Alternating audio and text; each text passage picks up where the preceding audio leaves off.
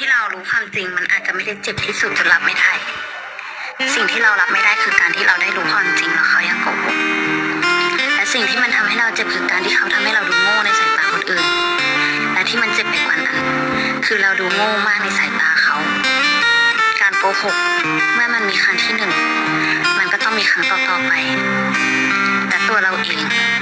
กลับเป็นคนที่ไม่รู้จักเขาดีพอเลยการที่เรารู้ความจริงมันอาจจะไม่ได้เจ็บที่สุดจนรับไม่ได้สิ่งที่เรารับไม่ได้คือการที่เราได้รู้ความจริงแล้วเขายังโกหกและสิ่งที่มันทำให้เราเจ็บคือการที่เขาทำให้เราดูโง่ในสายตาคนอื่นและที่มันเจ็บไปกว่านั้นคือเราดูโง่มากในสายตาเขาการโกหกเมื่อมันมีครั้งที่หนึ่งมันก็ต้องมีครั้งต่อๆไปแต่ตัวเราเองกลับเป็นคนที่ไม่รู้จักเขาดีพอเลยการที่เรารู้ความจริงมันอาจจะไม่ได้เจ็บที่สุดจนรับไม่ได้สิ่งที่เรารับไม่ได้คือการที่เราได้รู้ความจริงแล้วเขายังโกหกและสิ่งที่มันทำให้เราเจ็บคือการที่เขาทำให้เราดูโง่ในสายตาคนอื่นและที่มันเจ็บไปกว่านั้นคือเราดูโง่มากในสายตาเขาการโกหก